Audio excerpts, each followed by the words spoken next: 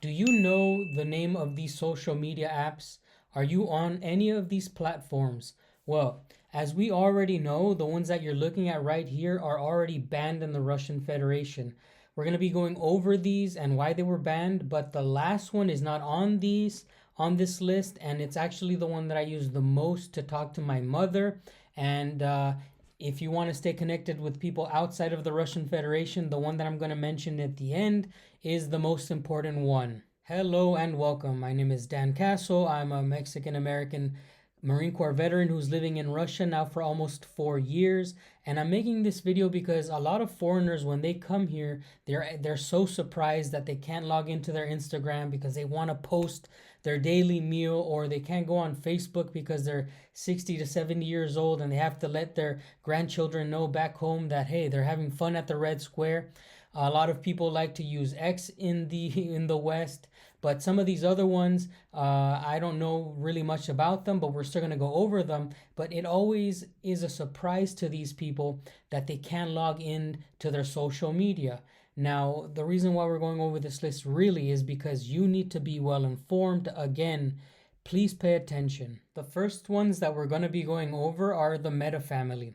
Now, when the conflict in Ukraine started, there was a lot of anti-Russian comments on the internet, believe it or not. Yes, the hate that was aimed towards Russia, the extremism, the call for violence that was happening on these apps, which still continues, was unprecedented.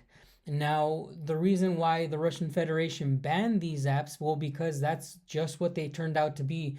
Were just a breeding ground for extremist and anti-Russian propaganda. This is certainly the way they view it. But we're going to be reading a summary here. Russia banned Meta platforms as an extremist organization in March 2022, prohibiting its activities and blocking access to those platforms due to temporary policy changes, allowing anti-invasion speech with WhatsApp spared, but facing potential future restrictions. We're going to be going over the WhatsApp because that one was also blocked in a way. Now, the ban followed Meta's allowance for posts like death to Russian invaders. So these were things that were being allowed on that application, or on those applications rather. And obviously, if you're a country, you shouldn't allow that type of stuff to be happening, right? I can't believe that the Facebook and the Instagram even allowed that kind of stuff, because if you called for violence towards Israel for what it did in Gaza, you're definitely going to be banned or censored. Yes, this is obviously double standards that only exist for the Russian Federation. But let me know in the comment section if you are watching from the West, not inside of Russia, because you can't really access these applications. Do you see anti-Russian posts? Something that was a shock to me when it happened was the ban on WhatsApp calls. You can't make video calls, you can't make phone calls using the WhatsApp app. And actually, here in Russia, there's so much scams going on, and I believe that they did it for regulation, right? Because they don't want people calling or trying scams through this application. But as you know, that was already part of the Meta group, and I'm not surprised that that was actually banned. A lot of people use WhatsApp for calls outside of Russia and inside of Russia, but then it got banned and restricted for texts and no calls or video calls. The thing that it says here says Russia has not fully banned WhatsApp calls, but has severely restricted them since August 2025. It's damn near impossible to make these calls. They can say they haven't banned it, but if it's restricted, it's heavily restricted and it's very hard to connect. Now, again, if you are a Westerner who is using WhatsApp to make calls and you want to come be a tourist in Russia, you're not going to be able to use that to call your family. Just a heads up. Another application that is used for video calls and phone calls is actually Telegram. Telegram has also been either restricted or banned in the Russian Federation.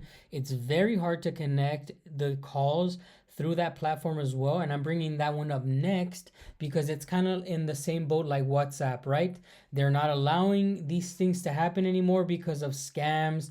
And there's so many bad things that happen through these applications, through the video calls and the telephone calls, that I believe that they're also banning that and or heavily regulating it, making it damn near impossible to connect on a call. If you are a Westerner who is coming to Russia, or you're an immigrant, or you're a tourist from anywhere outside of Russia, obviously this is another platform, another social media that you're not going to be able to use to make those calls. Text is still very much working, and voice recordings. So that's another way of getting around these type of stuff. If you want to connect to Telegram, it still works. You can still send those voice messages. I believe that the calls and the voice calls are restricted because there is a lot of scammers in Russia. The amount of scammer calls that I used to get until I blocked unknown calls was ridiculous. I've never witnessed anything like it anywhere else in the world. By the way, if you're not subscribed to this channel, please do consider subscribing and hit the notification bell. It's absolutely free to do so. It's not costing you guys anything except that one movement of the finger to put subscribe. I'm trying my best to produce videos as I just have a newborn child with my wife and we are very excited to raise our son, but I'm trying to produce these videos because they're very important. And remember to stick till the end because the last one is shocking and it's kind of ruining my relationship with my family back home. Let's continue. This next app or platform that has been banned is actually very, very dangerous. There's been many reported cases where in Roblox there are child predators, okay? In the United States, I have no idea why it's not banned. This is a place where grown-ups prey on the young. There's many videos online where you can find PDF files, okay? There's many PDF files that go on Roblox and hunt for young kids. Now, this is one of the most important bans in my opinion because I've seen many shows to catch a predator. I've seen many, videos on YouTube where they catch these PDF files and they make contact through Roblox. Yes, Roblox is an online game. I had to look it up. It has been banned because people are actively promoting PDF file mentality things on that. And you know what? I totally agree with this. It shouldn't even exist. If you have somewhere that people can constantly and openly prey on children, it should be banned. With that being said, I was just thinking, the United States has tried to ban certain platforms because they could either be used by other governments to spy on them or they're very dangerous for kids.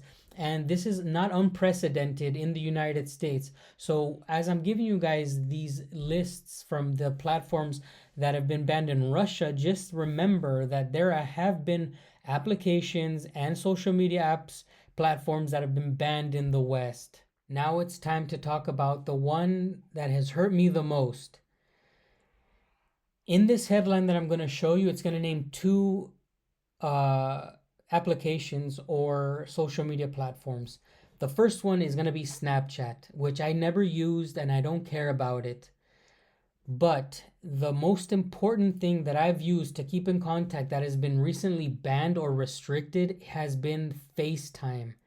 That is right, the FaceTime call from Apple phones.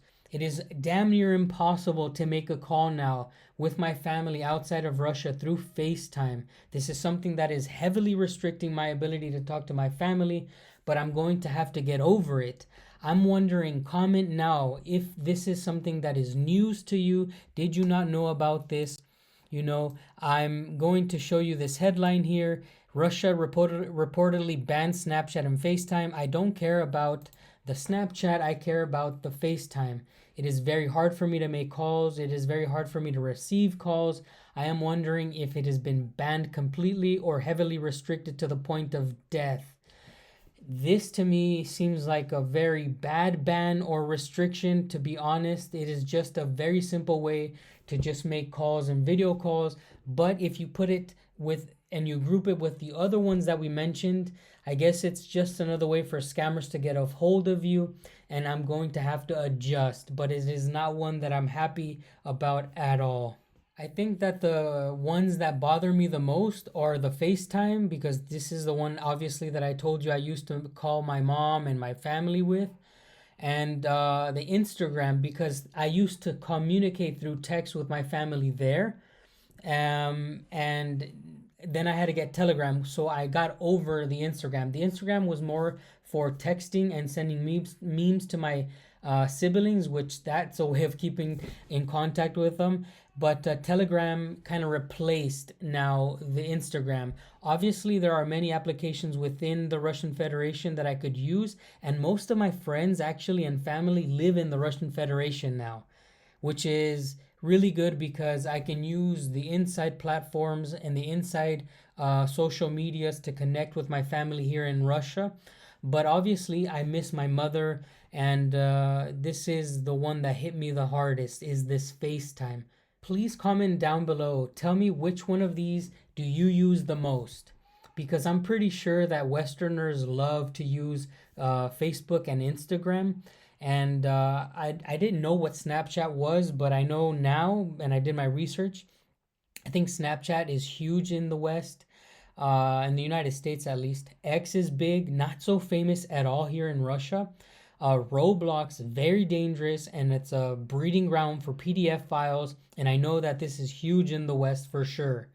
But these WhatsApp and Telegram, they're very much used in the Russian Federation. But I want to know which one you use the most. I'm so curious because I don't know some of these. I've never used some of these. And I know that you guys are watching from many parts of the world. And I'm wondering, which one do you use and what country are you from? Comment down below, please. And that's going to be it for this video. If you have time, go ahead and watch some of these videos. I really appreciate the support. Go ahead and go watch those and maybe leave a comment. I read every comment and I try my best to reply to every comment. Thank you so much for watching, and I'll see you guys on the next one.